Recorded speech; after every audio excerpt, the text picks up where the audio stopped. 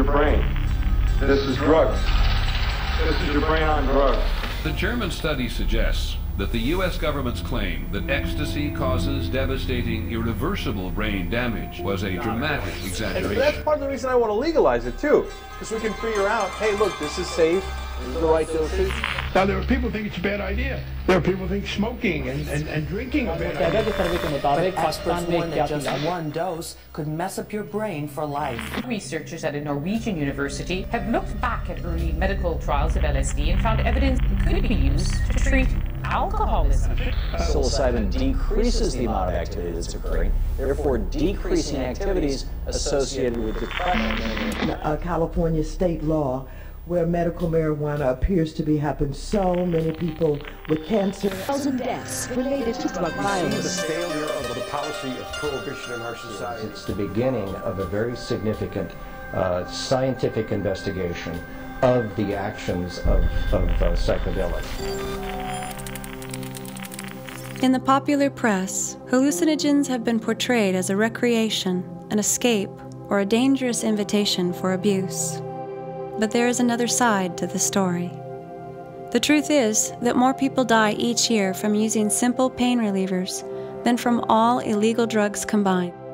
And of those caused by illegal drugs, the vast majority are caused by street narcotics such as cocaine and heroin.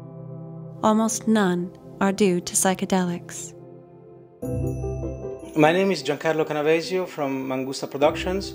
Mangusta and Elevate are finishing a documentary directed by Oliver Arkenhall. It's called Neurons to Nirvana, Understanding Psychedelic Medicine. It is a very important documentary. There's a lot of controversy and a lot of misinformation around the subject of psychedelic medicine, psychedelic drugs.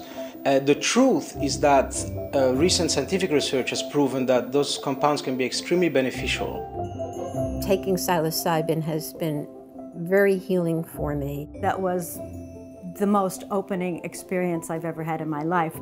We have medicines to solve some of the very important health problems that face us today, but because of government regulations that are based upon prejudice and ignorance and political ideology rather than on medical or scientific knowledge, we're denying major aspects of our population access to medicines that they dearly need.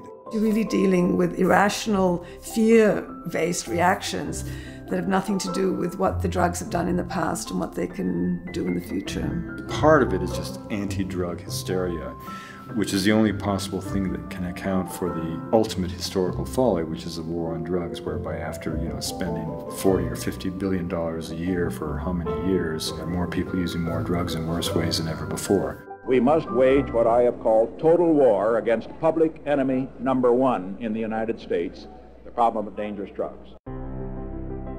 It's not that they don't want you to be on drugs. They want you to be on drugs. They just want you to be on corporate drugs. The companies are not interested to hear about a treatment that may need just to be given once or twice that could make a huge difference to people. We need to know more about it. We need to understand the risks and benefits more. And the only way you're really going to understand it is to do clinical research. And it's been 40 years, 50 years since all clinical work on psychedelics was shut down. We talk about freedom a lot in America, but we really don't express a lot of freedoms. To put these valuable tools in the hands of criminality is the most terrible mistake. Are we so sure that we can solve all the problems that confront us that we want to throw away a possible tool that can expand consciousness, that could possibly give us some more insights and some more possibilities of how to resolve the difficulties that we're facing? I think not. Not only would these drugs have the potential to be useful in psychotherapy, they had the potential to be useful in the evolution of the human species, and they could make a major contribution to the survival of the planet. I hope that this knowledge gets shared. If you can possibly donate funding for marketing and distribution, theatrical openings, that would be really wonderful. So many times it takes a documentary like this to affect change. We have the opportunity to do it now. With your contribution, you can help 100,000, probably a million of people that will benefit from those treatments. There always seems to be one ingredient in the recipe of social change that our generation has tried to expunge from the record, and that's the fact that millions of us lay prostrate before the gates of awe, having taken some psychedelic substance. The critics who would always say, don't take these drugs because they're going to change your life forever. What they didn't understand is that was the entire point. The more generous you are, the bigger is the release. Please help us getting this important documentary out to the world. Thank you very much.